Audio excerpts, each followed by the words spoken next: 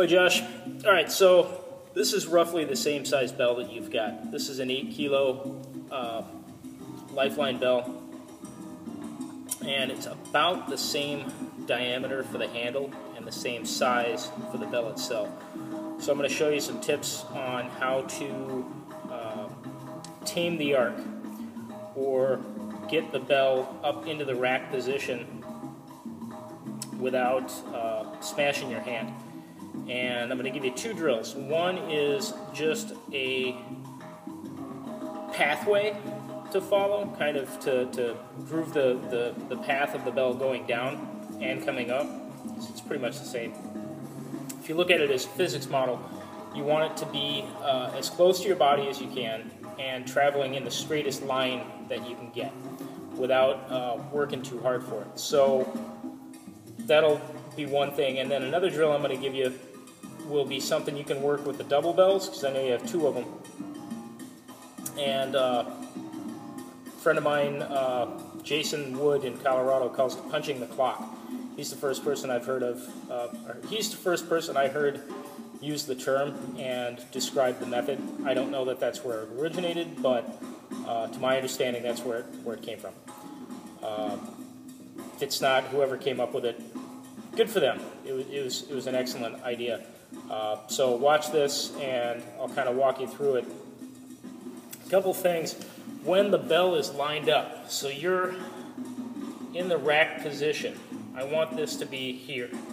And if I can get the bell to lay across my palm like that, so I want to be as deep in the corner of the bell handle and my wrist pressed I'm trying to get my hand through the bell handle without actually getting my thumb off.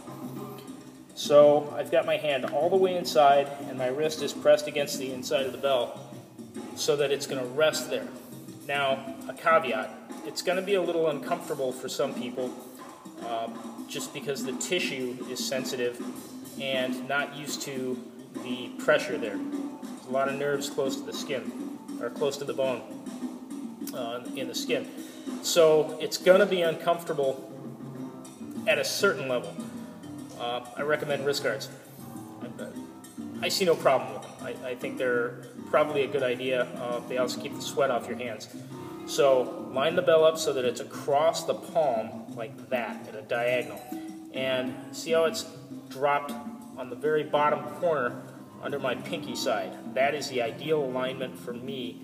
For competition, you can then close your fingers and keep them out of the way when you're doing double bell work in the rack. It's very important because tap, tap, they'll come together and snap your fingers right off. It sucks. Really uncomfortable to get your fingers caught between the two bells when they drop into the rack from the overhead position. So there's that. That's the kind of lineup for GS. This is just a full grip. I prefer to keep my hand open just a little bit, kind of like a boxing guard. So, from standing, if I've got it in the rack position, I'm going to pull my elbow back and turn my palm so that I can look at my palm. So my thumb faces out to the side and let the bell drop. That lets it drop right down, straight into the bottom. If I then pull my hips back and hike the bell like a football, my arm breaks against the inside of my thigh. And don't smack yourself in the junk. Two thoughts. Some people prefer thumb forward. Some people prefer thumb kicked off at kind of a 45 so that it faces towards my opposite heel. I don't know if that makes any sense. So some prefer this, some prefer this. It's going to depend on you. The elbow only hinges one way, so don't hyperextend your elbow on your hips. That's going to be a bad idea. That may not be for you. That might be for anybody else watching this clip that's not as sharp as you are. I'm going to assume that you're a relatively intelligent human being and that you're not going to hurt yourself, but there's some pretty freaky people out there. If you're that freaky person watching this clip, just go get some education. It's not really a bad idea. So I prefer thumb forward. what this does for me is it gives me one path to travel from the rack, or from the bottom to the rack is really simple. My thumb's facing forward, I hike the bell back, get it higher than my knees in the back, like I just hiked a football. My hips and knees extend at the same time, pop, my hips lock, my knees lock. I keep my upper arms stuck to my body. I'll pull the elbow back, and it's very much like cowboys and Indians. I'm indexing for the firearm. From there, if I roll my hand under the bell, it will just roll right into place. So what does that look like in slow motion? From the bottom, I've got my thumb forward, I hike the bell, it's higher than my knees. From here, as my hips come, that provides the pop to get the bell traveling forward. I have it traveling in an arc anyway, so it's going forward here, pop. If I pull my hand back, by pulling my elbow back and guiding along my rib cage, as though I'm indexing for a weapon, and then roll my arm under, the bell rolls into place. Slowly, two hands, hand on the bottom, or the hand that goes inside the bell is the shoulder that it's going to go to. Hike, bring it up to my shoulder like I'm putting on a backpack. From here, I turn my palm and look at it. The bell wants to fall forward, I let it, drops into the bottom, rolls back up. So this motion becomes second nature after a while. Once you smooth that out, you don't have to worry about the impact on your wrist anymore. Get that down and you'll be much more comfortable. Second drill, punching the clock. Not only is this a good way to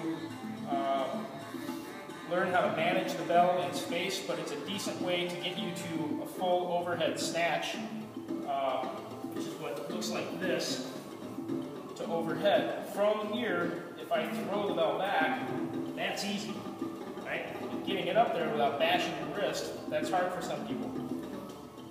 Jingwood came up with the idea of punching the clock, and it looks like this. So, as the bell rises, I push my hand forward at the apex of the swing and touch the bell to my hand, and it's like I'm punching a clock. I've got 3 o'clock, 4 o'clock, or I'm sorry, 3 o'clock, 2 o'clock, 1 o'clock, 12 o'clock, right? Or you say 9 o'clock, 10 o'clock, 11 o'clock, 12 o'clock.